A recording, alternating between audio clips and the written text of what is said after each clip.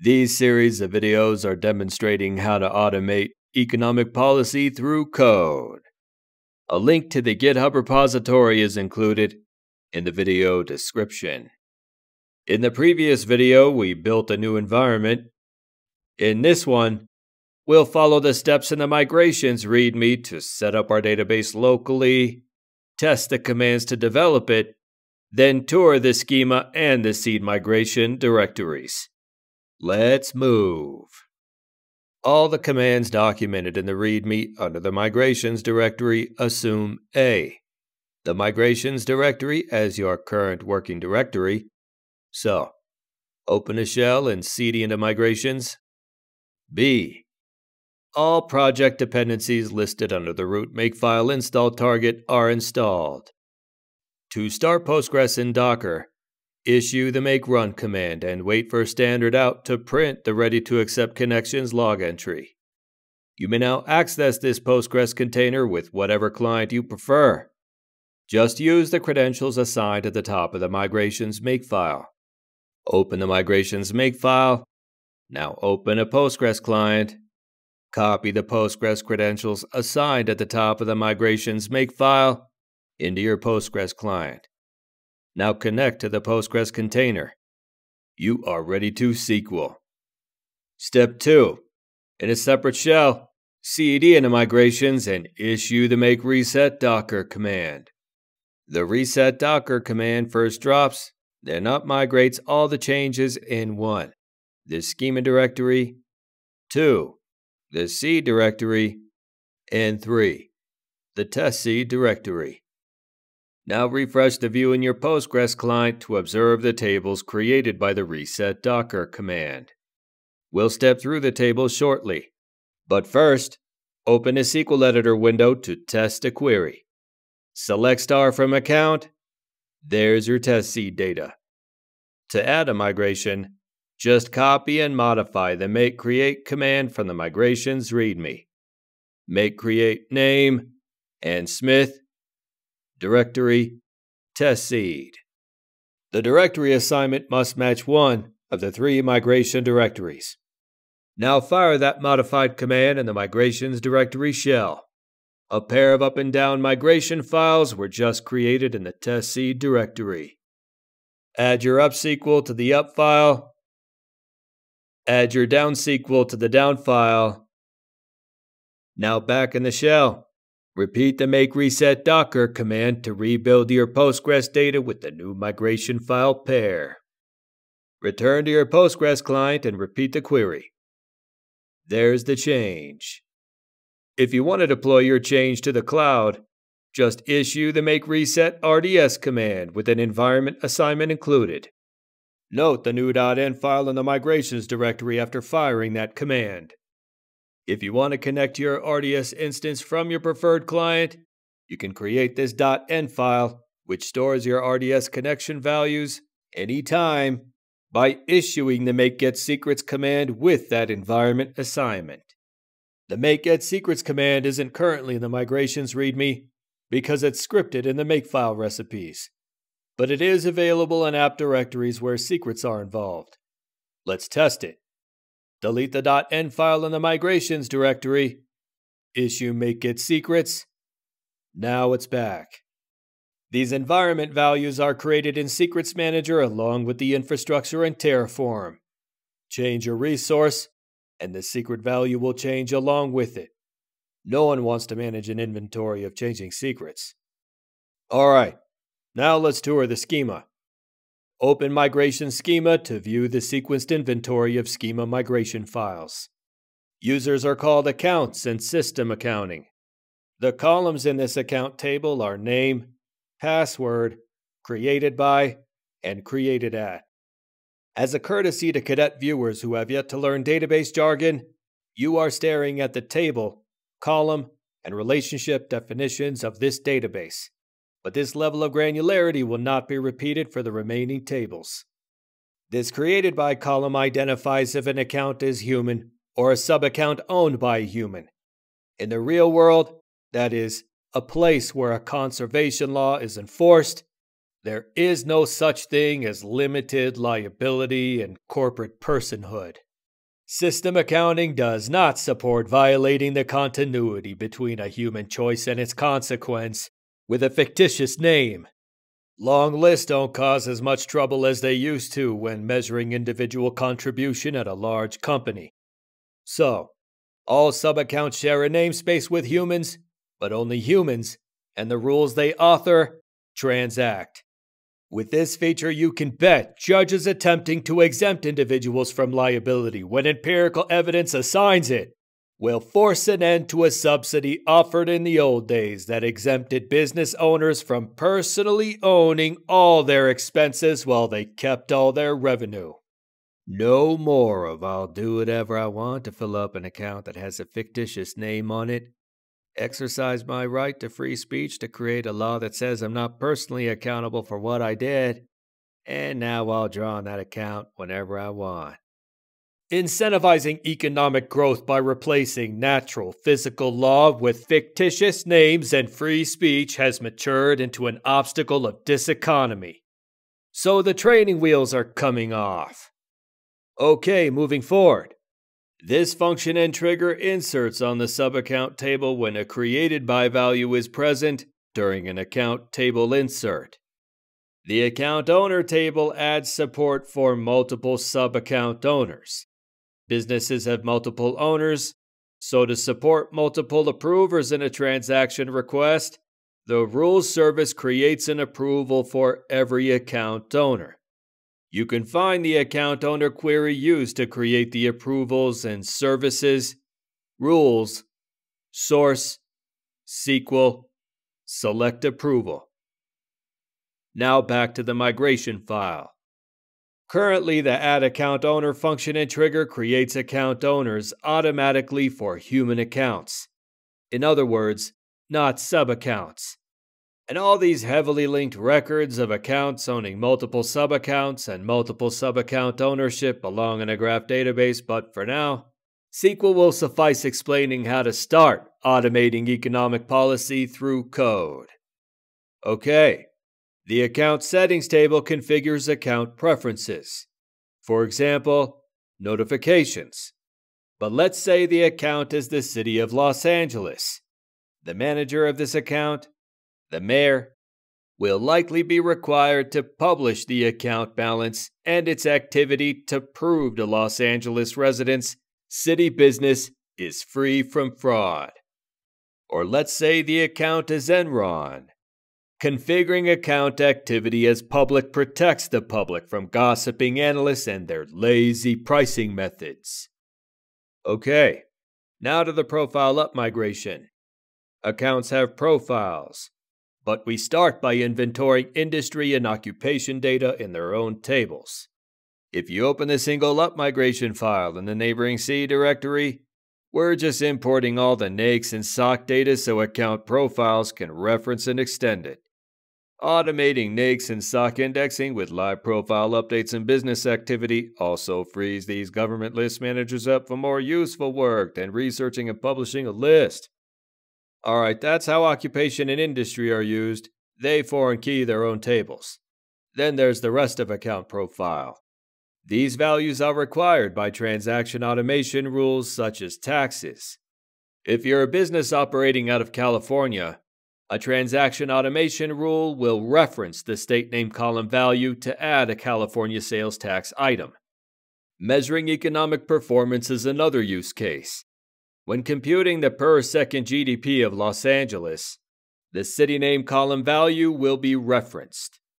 Then justice is another use case. If someone claims you walked out of their store without paying for an item, the profile values of the transaction you completed before walking out will protect you in court. To summarize, account profile values are appended to transactions for automation, measurability, and justice. Unless the owner of the personal information publishes their activity, like the people who publish 10Qs, 10Ks, government balance sheets, the account activity remains private. Now, if you're spooked by accountability, be mindful the government can already see what you do. The goal here is to level the playing field so you can see your government as much as it can see you. Also, the violations you might enjoy by the absence of accountability are trivial compared to the violations enjoyed by individuals in high office.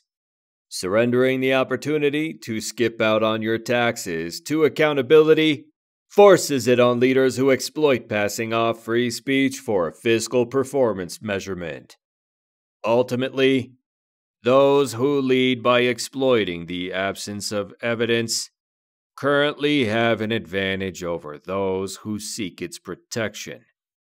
Eliminating the absence of evidence eliminates the advantage fiction has over civilization and breeds a new kind of leader, with a difference like night and day, or what can I get away with, versus measure my actions. And they'll be busy serving through working, not talking, producing big numbers, evidence, data, not entertaining hand-wavy speeches a television-addicted republic can only afford to vote for when it's allowed to print money. All right, back to the how. Since profiles have historical value to transactions, you can only add new ones. That's why there's a removal time column.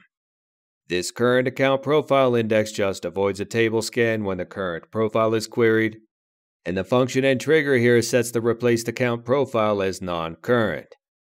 Now to the item migration. This table is inventorying goods and services. There's only name right now, but it'll become more sophisticated later. Then there's the rule migration. Rules automate transactions like taxes, dividends, and debt service payments. Currently, the rule table stores only the name of a rule, the names of the variables in the rule, and a timestamp. Let's look at one. Open the up migration in the seed directory. Here's a rule named multiplyItemValue, and the names of the variables inside this rule are debitor, creditor, item name, and factor. This is the rule used for automating taxes. In other words, this record is saying your rule service currently offers a rule called multiplyItemValue, which does something with the values assigned to these variables. Let's prove that. From project root, open services, rules, source, and rules again. There's the multiplyItemValue rule. Open it. Here are the rule variables which are parameters to this function. And this rule does things with the values assigned to these variables. If you're paying close enough attention, you might be asking by now, where are these variables assigned? Putting this all together, that's what a rule instance does, which is the next table in the rule migration file. Rule instance records perform two tasks. They 1. Reference account profile and transaction item values so rules can be triggered, and 2. Assign the variables in the rule to account and context-specific values. This way, multiplyItemValue can be used not only for taxes, but a charity donation campaign that adds some donation per item sold. So transaction rules just serve as templates capable of customizing for whatever occasion its user prefers. Also, this spares the rules service from loading a bunch of trivially different rules. The financial and legal industries are about to learn what it means to dry up their code, and engineers are going to do it for them. An example of a rule instance is available in the Rules Up testseed migration. Open testseed and rules up. Just compare it with the multiplyItemValue record in the seed migration. This instance of the multiplyItemValue rule is called NinePercentSalesTax. This 9% sales tax rule instance is a creditor rule, that is, someone's getting paid, and the transaction must be in the state of California. Now the variable assignments. The debitor is any, the creditor account is the state of California, the item name is 9% sales tax, and the factor is 9%. If you want to see it in action, just open your client, create a grocery store account, ring up bread for $5, just buying one, selling to John Smith. There's your 9% sales tax. Back in the rules service, multiply item value multiplies the transaction item price of 5 by the 9% factor stored in the rule instance record. Then, sticks it in a new item object and returns it in a list. End of story. Alright, that's plenty of jumping ahead. Let's sprint through the rest of the schema. Moving on to the transaction migration, there's a transaction table. But transactions merely group transaction items, which are added in the next migration. So transaction records don't store any item information. Next is a notification table used by the services to notify and acknowledge receipt of request create and approve events. Now, transaction item is the heart of transactions. Bread is a transaction item, milk is a transaction item, eggs is a transaction item. And these 3 transaction items may be grouped in a single transaction. And debitors and creditors may vary. Some items may be crediting the grocery store, some items may be crediting the state of California, and some items may be paid for by or debiting a family member. Price, quantity, debitor, creditor, profile data, whether it was rule generated. That's a transaction item. When a transaction request is created, approvals are created for account owners. Go back to the account migration, there's account owner. And approvals await approval timestamps, either manually or automatically from users. For example, you're shopping at a store, the counter rings up your items, sends you a request, and approval is created for you because you are the account owner. And the approval time value remains empty until you manually approve the request. Or maybe you don't bother with the counter. The store owner has created a rule for each and every item in the store, approving any transaction bidding a minimum price. So now you can sprint through the store, pick up your items, and fire off a transaction request with your approval manually added first. And the transaction will be automatically approved by the store owner. So rules automate approvals in addition to items. Before continuing, here's a hint of what's to come. Of course, you can bid lower than the stated price while shopping, so grocery store shareholders and prospecting investors can measure how efficient the grocery store prices are. But eliminating market power by increasing measurability is a different demo. Moving on to the next migration file, account balance stores account balances. This function and trigger changes the value on update. The WebSocket table records which WebSockets are open on API Gateway v2 and is used to broadcast notifications to accounts with open WebSockets. And its function and trigger stores a timestamp to clean up on a cron in case API Gateway fails to send a disconnect event. Not scalable, but this is product code, not production code. For story time, managed services will suffice. That's it for schema. Schema is applied to all databases. The seed directory, which seeds NAICS, SOC, and rule records, is also applied to all databases. Then the testseed directory, which provides for convenient development, is only applied to test databases, not shipped to prod. Okay, to tear down your Postgres container, just issue the make clean command. In the next video, we'll put our local database to work by invoking backend services locally to reproduce the transaction request and approval flow we initially observed in the client. You may subscribe, share, and contribute from the buttons and links in the description.